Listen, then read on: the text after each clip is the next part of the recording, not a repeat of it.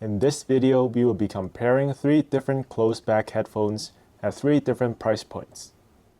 Welcome back to our channel, I'm Colin, and today I will be taking a close look at the new NF Acous NH20 closed-back headphones, and comparing them to 2 other closed-backs, the Meze 99 Classic V2 and the classic Sennheiser HD25. Let's take a look at the NH20 first. They retail for $199.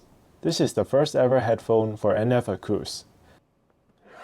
Like other NF Acous products I've reviewed, they pay great attention to the unboxing experience and the accessories.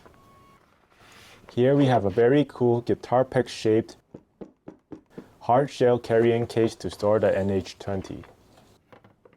The headphone also comes with 2 interchangeable single-sided cables, one that's 1.2 meters long and one that's 3 meters long. There's also a 1/4 inch adapter included.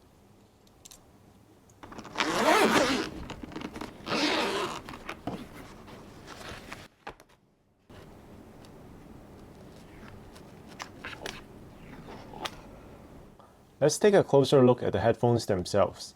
The ear cups with the guitar pick shaped chamber and the anodized ring are made from metal, while the other parts are mainly plastic. The headband will tilt, swivel, and lay flat. Taking the pads off, you'll see a very shiny beryllium-plated driver, which NF Acous says is capable of producing frequencies all the way from 5 Hz to 50 kHz. The drivers are mounted at a slight angle as well. The pads have pleather surround with a velour or microfiber-like material at the front. The headband has a pleather material on top and a velour material at the bottom,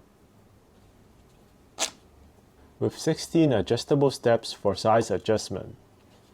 The clamping force is quite moderate, similar to the Meze 99, but less than the HD25. It has an interesting cable system. You can use the single entry cable either on the left or right according to what you prefer. It's a twist lock mechanism.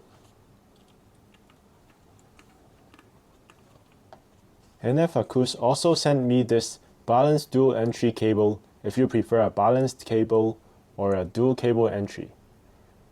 The drawback is that these plugs seem to be proprietary, so it wouldn't be easy to find aftermarket replacement cables. You can purchase it separately for $39. A nice little detail here is that they also made these tiny dust caps to cover up the cable jack if you decide to use a single-sided cable. A nice touch from NF Acous. For the sound of the NH20, right out of the gate, the tuning here is neutral bright.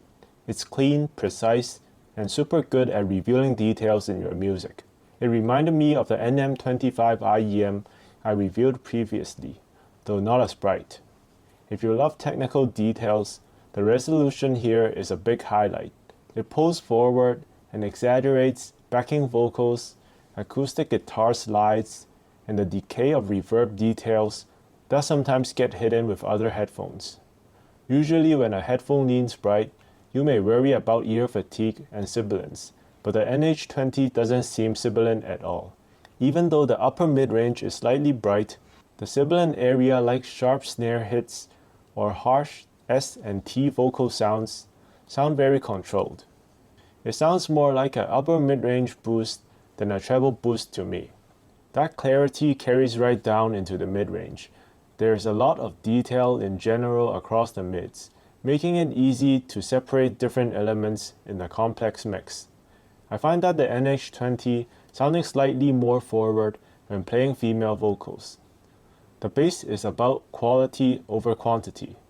The mid bass is really punchy and fast, and the sub bass is tamed and well controlled. However, there isn't a lot of bass quantity overall. If you are looking for a bassy headphone, this probably isn't it. But if you value speed, texture, and bass response, the NH20 is really good. The soundstage and imaging is a big strength for the NH20, especially considering it's a closed-back headphone. It doesn't give you a sense that the music is playing between your ears like some closed-backs will. The presentation is impressively wide and natural sounding for a closed-back. More importantly, the spatial cues and positioning are spot on. You can easily pinpoint exactly where a sound is coming from, which makes these a great option if you are a gamer. The imaging is precise and very accurate. So how does it compare with the Meze 99 Classics V2?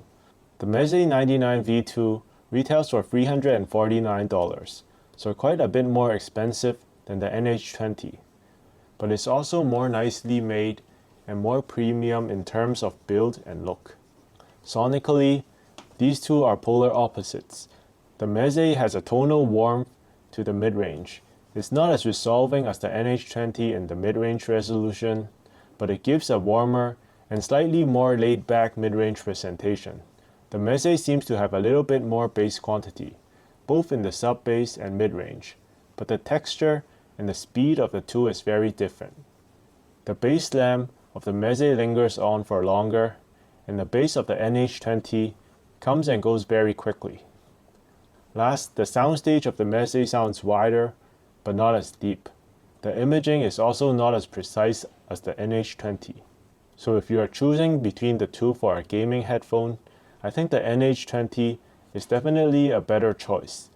But for the tonality, the two are very different.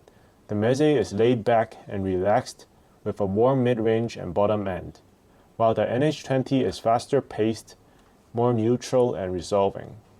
Then we have the Sennheiser HD25. Both the HD25 and the NH20 are more industrial headphones, designed for monitoring and DJing. At the time of this video, the HD25 retails for around $150 and is famously known for its bass speed and quantity. So let's see how it compares to the NH20.